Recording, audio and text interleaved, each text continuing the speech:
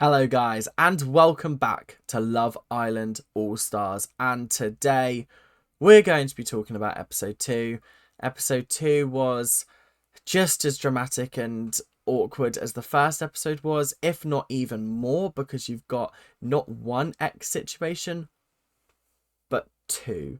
That's actually four. Sorry, two. You've got two of them. Oh god, it's so unbelievably awkward. But I am actually really enjoying the series so far. Maybe it's because of the first two episodes. I normally do enjoy the first two episodes, and then it kind of goes downhill from there. But I'm hoping, because I know the people who are on it, it's basically like, I don't want to say it's a celebrity version because it's not, but it's just people that we know and we've followed before on the show. They're coming back, and it's good to see them again. I find it hard to get to know a whole new group of people because I actually just don't care about them until like halfway through the series, and by that point most of them have gone. So it's nice to see people that we've seen before come back and get more screen time. Like I actually stopped watching series 6, which is the series where Callum, Demi and Molly were from. I stopped watching when Shauna got voted out because obviously she had no one to couple up with. So I didn't get to see a great deal of Callum and Molly together. But they are going to give it another go. Tentatively, it's Callum chose Molly to couple up with rather than stealing one of the other girls. And they were in a relationship for 3.5 years until 6 months ago when they mutually decided to end it. So I just feel like it's tricky because you've obviously come on this show wanting to find love again, but then you're confronted with the person who you've loved for the last 3.5 years. And it's a tough, tricky decision of, do I put in the effort and try to get to know other people, or do I stick with the person that has known me and has loved me since we left the show last time, which was like 3.5 years ago. Well, 4 years ago, actually, technically. So it's a tough one. I would not want to be in that situation. I think I'd rather leave than be in that situation because it's just unbelievably awkward, and it would hurt you because this person who it is tough, and I don't want to get too far into it because it is awkward, it is uncomfortable, and I can't believe that they've put themselves in this position. I can't believe the producers have put them in this position, but also this is making fabulous TV, so I kind of don't mind it a little bit. I feel like it's cruel of them to bring them in at the same time. I think that's the cruel part. If it had turned out that Callum came in first, Molly came in next week, I could understand that. That would have worked a little bit better for me, but them both coming at the same time, fuck me, that was so awkward and uncomfortable. But it is what it is. There's not really much you can do about it. Okay, so now I'm going to talk about sort of everyone's kind of initial reactions to their pair-ups. I thought it was actually kind of interesting that some people seemed really into it, some people seemed not so into it, and I can already feel like there's some kind of tension brewing between some couples. Others not so much. Others are getting on really, really well. Chris and Demi were talking to each other and they were talking about how much they like to cuddle. So that's really cute. I can see them being a bit of a good couple, I gotta be honest. I'm liking their vibe so far. So let's see how that goes. Demi also had a hilarious line. Because Chris was talking about how he likes to give gifts, and he's like a squirrel that likes to pass out the nuts, and he was like, oh, but not that kind of nuts, as a joke. And then Demi was like, oh no, please give me all the nuts.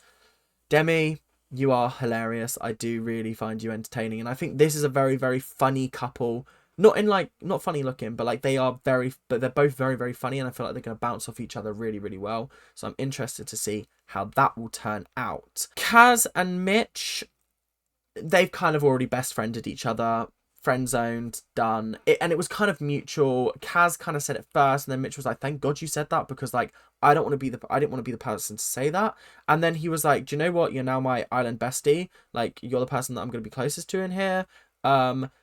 So like I thought that was really, really cute, and I'm kind of excited to see their little friendship blossom. It's going to be cute. But yeah, there's no technically romantic feelings between them currently, which it is understandable at the end of the day, let's be honest. Georgia S and Toby, very happy together it seems. They're really, really cute, I think. And I think they're gonna really get on, and they're gonna have like a nice vibe, which I think is really, really good. So yeah, on the whole, I like those two. They're very, very nice. Toby, a bit worried about him and his wandering eye, but I'm sure he has matured since the last time. Fingers crossed. We got Georgia H talking about pistachios and how pistachios aren't a slutty nut and you gotta work for it. I think she was comparing herself to pistachios and saying that, like, oh, you gotta graft and put the time in order to get me, kind of thing. Which, like, now I'm thinking about it, is kind of a good analogy, but it did just come off as though she was talking about slutty nuts, and I was very, very confused. She's with Lewis, obviously, and it doesn't seem like there's any, like, attraction there. She said she just doesn't feel like she's compatible with him. So again, out of the six couples, well, seven now, including Callum and Molly, two of them have already deaded it off, kind of. And then that brings us to Jake and Liberty, who have also deaded it off. I think it's good that they had that chat. They really, really, really needed that chat because they didn't necessarily have it at all. Apparently they haven't spoken since they both broke up and left Love Island back in 2021. So it's a long time and it is a little bit uncomfortable, I won't lie. The next day, there were some interesting conversations that happened. It seems like a lot of the guys are really interested in Molly, but obviously they want to know what's going on with Molly and Callum before they start stepping on people's toes. It's an uncomfortable situation because you can tell that there's still something between Molly and Callum. They've been in a relationship for 3.5 years, so there's gonna be that physical attraction. They didn't necessarily fall out of love with each other. It's just they were not right for each other at that time. But who knows? This kind of couples retreat, technically for however long, 5 weeks if they last that long, could be really healing for them and they could get back together. Or this could be traumatic and really ruin both of them. And I have a feeling it's going to be the latter. But I like to believe that it's the first one, if I'm being 100% honest. There was also a really interesting conversation with Lewis and Kaz and Demi. So he spoke to both of them individually. Seems like he's very interested in both of them and vice versa for them. So I'll be interested to see how that works. And the other interesting dynamic that we've got currently is Mitch and Liberty. Actually kind of cute together, I won't lie. There's a lot of banter, the flirting comes easy, and it is just a cute time with both of them. So I am really excited to see how they get on with each other, if I'm being 100% honest. So it was time for the first game of the series, and there were some juicy moments, there were some awkward moments, and then there were just some rude moments. So I'm very, very excited to get into it. So essentially the idea was it was champagne roulette. They had to back a glass of champagne, look at the bottom, and there was a dare or a truth or something on there that they had to do. Kind of standard for Love Island. They love a bit of truth or dare. They love a bit of making people snog each other, that kind of thing. So the first one was Kaz, or the first person was Kaz, and the first thing she had to do was snog the islander you'd most like to share a bed with. She climbed on top of Lewis and started snogging him. Very, very, very funny. Then Chris was asked to twerk on a Love Islander that he found attractive. Twerked on Molly, which was a little bit awkward for Callum. Georgia S was asked to sexy snog someone, and she chose Toby. Although Toby was like, yeah, that's not one of our best kisses, I'll be 100% honest. Which I thought was a little bit awkward, I won't lie. Like, come on, you can't be saying that on national television. Be like, yeah, it's lovely, it's amazing. Georgia H was asked to yawn at the person she found the most boring. Tough is what that was. Tough is 100% what that was. Purely because it was Anton. And then he said something about, oh, you should have taken some breath mints or something. She was like, that's not on babes. No, you can't be saying that. I don't actually know if that's her accent, but that's how she sounds in my head. So then Hannah was asked to snog the person that she thinks is her 100% on paper kind of person. She chose Jake, which I found very interesting. Jake finally getting some action in this series after being pied off by everyone. Anton was asked to snog the person you wish the public could have coupled you up with, and he chose Georgia S, obviously, because he's got a little bit of a crush on her at the moment. Jake was asked who came in here just to get social media following and not love. He chose Mitch, which I thought was a little bit spiteful. I don't know why it would be Mitch. He's literally just been on a series, so he's not going to gain anything more from this series that he didn't from his most recent series. Whereas, like, someone from season 1 could be. Do you get where I'm coming from with this? That it's like the older seasons, they haven't been seen on TV in a while, so like they want to be seen again. They want to be back in the public eye, that kind of thing. Callum was asked to give a sensual massage to someone, and he chose Georgia S.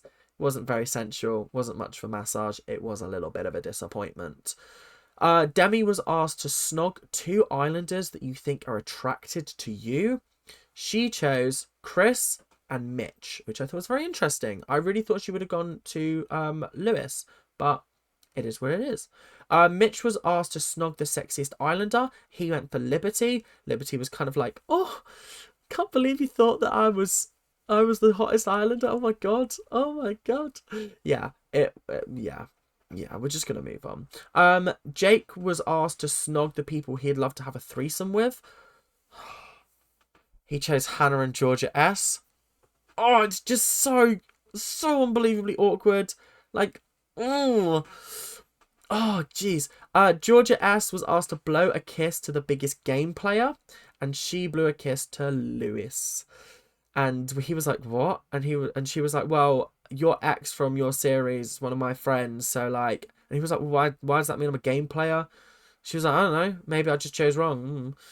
Yeah, a little bit awkward as well. Yeah, it's just really awkward. Liberty was asked who gives you the biggest ick and why. She chose Jake, and she gave the reason about the foot fetish. I forgot he had a foot fetish, but I've now been painfully reminded, unfortunately. And the last thing was Molly was asked to choose 2 people for a 3-way kiss, and she chose Chris and Lewis. Now, when it said 3-way kiss, I was like, oh, yeah, that makes sense.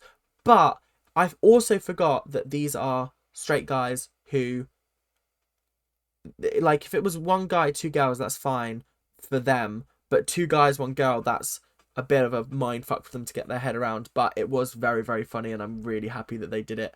Chris was hilarious. He was just making jokes, and it was really, really awkward. But it was also very, very, very funny. So, just a couple more interesting things before we round out this episode. During the little challenge that they had, Molly overheard Callum saying that he picked her out of respect, and she says that that's not on. Like, you came here to find love. And Georgia H kind of pointed out to her, well, look, he picked you, but he also hasn't been flirting with anybody else, and I don't know whether that's out of respect or whether he still has feelings for you. And I think that's a very, very interesting point. We actually haven't seen him flirt with anybody or try to flirt with anyone. He gave Georgia S a sensual massage, but he hasn't kissed anyone. He hasn't done anything with anyone else because I don't think he wants to... Either he doesn't want to hurt her or he doesn't want to sort of... I don't know. He also talked about it a little later on, and I think it was Demi actually pulled him aside and was like, right, what's going on? Because, like, why'd you pick her? Was it this or was it this? And he went, well, I think it's partly the fact that, like, out of respect, I had to pick her. And it's also part of the fact that, like, when we were good, and I think we might be able to be good again, but, like, I just don't know. I don't know where she's at with that. Like, it's tough. It really is tough because you're put in a situation where you're forced to consider her as a viable option for getting back together with her. It's tough. It really is tough, and I really do feel for both of them. More so than Liberty and Jake, actually. I think this one's more excruciating because they've had that 3.5 year long relationship. They were living together, and this is I've seen a lot of skeptical people on Twitter that are like, this could be a publicity stunt. They're probably going to get married by the end of this series or whatever. But like, it just feels too raw and real for it to be just that. Does that make sense? Finally, Toby and Georgia S getting it on by the fire, having a good old sexy raunchy time. Gotta say, they're my favourite couple so far. They are so cute together. They really work. They vibe with each other so well. And I'm really, really excited to see it continue. So, yeah, that's pretty much the entire episode. We've heard reports and obviously seen now a sort of next time on Love Island, that kind of thing. We've seen that Jake is going to leave. And I feel really bad for him. And I'll speak more probably on the next episode of this review. But, like, I feel bad for him because he's been put in an impossible situation. And he just kind of feels uncomfortable and doesn't feel like he can be himself when he's around someone that he, like, that, I don't know. It's just this series is so wild to me. The fact that they're bringing in the exes. But also, like, you've only got like a tiny pool of people to pick from at the end of the day. So your ex is bound to turn up. So on the whole, decent episode, good start to the show. I'm interested. I'm hooked. Give me the next episode. I won't be watching it live tonight because the traitors are on, but I'm excited to watch it at 10 o'clock. So thank you guys very, very much for watching. I will see you guys tomorrow. Keep on ranting. Bye now.